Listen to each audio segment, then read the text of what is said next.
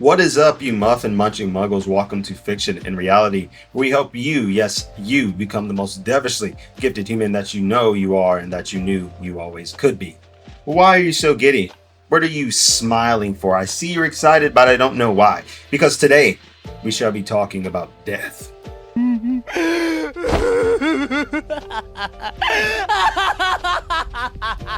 Rather, how to end your character's life. So I hope that you've brought your mourning faces, because for many, this will be a very sensitive topic, which will mean some of you will have to relive some childhood trauma.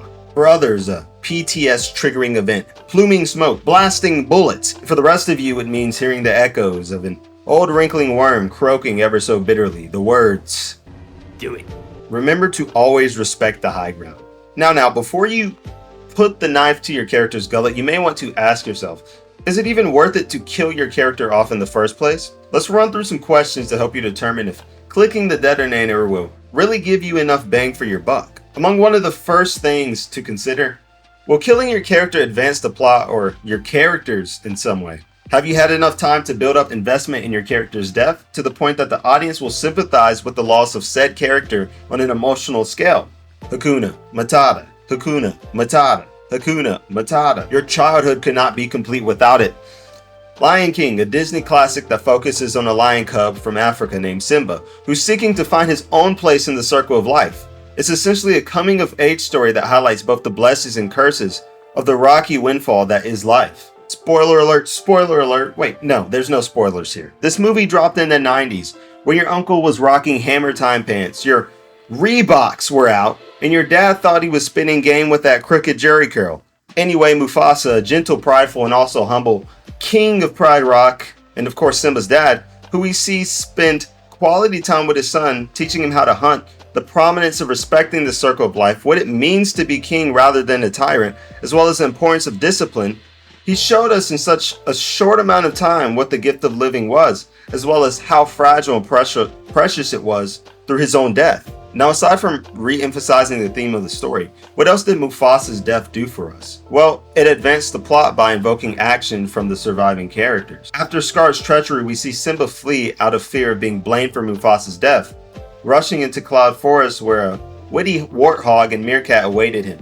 And this oasis where he could free himself from responsibility and duty and live without worries of his past coming back to haunt him. Here in Cloud Forest, he is met with a challenge to overcome the fear of obligation, responsibility, and is ultimately confronted by Nala, who eventually entices him to pluck his head out from the sand and remember that he must find his place in the circle of life, and also the consequences of avoiding that duty to his father and the people of Pride Rock, to stand up as the king he knows that he is, that he was born to be, and throw Scar from his false throne. Here we see one example of how you can utilize death in a story to re-emphasize the theme of your story and drive your character's development through a call to action, whether that be an obligation to carry forward the will of the dead, or if you want to walk another path, ignite a flurry of vengeance. Though tragic and emotional, Mufasa's death carried that little cub forward, guiding him through the stars to ultimately find his own place in the circle of life. Perhaps another question you asked with regard to killing your characters: will killing your characters add depth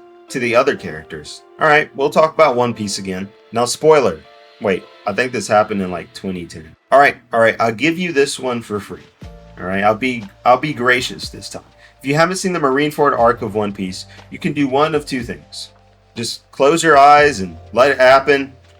Or you can skip this part, because you may see some things that get a little steamy, a little magmoid. Now, if anyone's ever seen One Piece, a story about a rubber man, Monkey D. Luffy, with one long shot dream of becoming the king of the pirates, you know that the substance of its arc lies in how much emotional depth is driven into the characters at play. Marineford arc was, of course, entirely driven by fortitude and resilience of a brotherly bond between Luffy and his brother Ace. And I have to be honest here, Ace and Luffy's relationship was not deeply explored until the post-war arc, but we see throughout Alabasta and a little after that there was one thing Ace cared about, it was his brother. We see this when he asked Luffy's crew to keep an eye on him. He also gave Luffy a Vivre card, which allows them to always know where they are in this vast world of One Piece. Ace, after seeking revenge for the death of one of his crewmates from the Whitebeard pirates, who was killed by Blackbeard, sailed out all by his lonesome to bring justice to Whitebeard's name. However, he was completely devastated in his duel with Blackbeard and was turned into the world government by Blackbeard to be executed. Some battling ensued between Ace's crewmates, Luffy and the world government, in the crucible to retrieve Ace before he was executed on the world stage for both being a pirate and sharing the blood of the former pirate king, Gold D. Roger. In a fleeting moment, it appeared as though Luffy and the Whitebeard pirates would succeed. However, in an attempt to save his brother from being killed by an admiral of the world government, Ace threw himself before Akainu's fist and was turned into a magma donut. As we can see here, it wasn't just Ace's death that had the effect of advancing plot, forcing the audience to witness his beloved protagonist Luffy completely lose himself and break down, unable to find the drive or force to keep moving forward to fulfill the dream that Ace would have wanted him to continue chasing, to become the Pirate King and create a world where everyone's bellies were full. Aside from us having watched Luffy mature to the point of realizing that a life of piracy means betting your life for one's dreams, we also see Garp, who is Ace's grandfather and a Marine, might I add, tussle with his own inner demons when trying to decide what the proper choice to make is, to save his grandson Ace, or stay committed to his idea of justice and committed to the Marines. We see that Dev can spark notes of character growth by posing moral dilemmas and forcing them to make a decision based on their own merit and endure the consequences of said decision. It presents the opportunity for the audience to watch characters adapt to traumatic events and perhaps even resonate with them on a personal level. And hey, maybe you consider killing off a character to set a tone. I mean, there's other ways to set a tone. Howdy. What you studying? A test. Oh, for entrance. Which one? Entrance? It's the next one. Oh, I can't hear you. Do I know you? Maybe from another life. My name's Glenn. Nice to meet you. Cool. You said, oh, it's math. No, MCATs. MCATs. It's the medical school admissions test. Okay. I mean, yeah, I thought it was had something to do cat related. But Go straight for the kahunas, no holds bar, steel chairs, Hardy Boys, DX Sledgehammer, Hell in a Cell match, then whatever, go for it. Arthur Morgan, hey, let's talk Cowboys. It's high noon, cowpoke, and I don't like the way you're staring at me. I don't think it's nice, you laughing. See, my mule don't like people laughing. It's the crazy idea you're laughing at him. What did you say about Texas? Hey, Patrick, what am I now? Stupid? No, I'm Texas. What's the difference? Arthur Morgan is not the nicest of cowboys. To make it short and sweet, Arthur Morgan was a bad dude, and he ran a bunch of bad boys. He ran with the Vanderlyn gang, a cold outlaw whose heart wouldn't quiver a beat when snuffing someone's life out, completely unsympathetic and to means heartless to the people he hurts or swamps for money. Even with this malignant nature, he maintains his own code of ethics, however, having no desire to kill when he deems it's not worth it, and at the very least, believes there's a threshold for violence. As we follow Arthur Morgan toward the end of the story, he's confronted with the devastating news of him having come down with tuberculosis, a disease that was nothing short of a death sentence during this era. As we follow the days ticking down, the time ticking down towards his death, the tone shifts from the adventure and excitement of the Wild West to a more somber and reflective mood as Arthur seeks redemption in his final days. As he helps John Marston escape and offers his life for his friend's chance at a better future, the audience is confronted with themes of sacrifice and the search for meaning in a life marked by violence. The shift emphasizes the moral complexities of Arthur's character and invites players to contemplate the nature of redemption.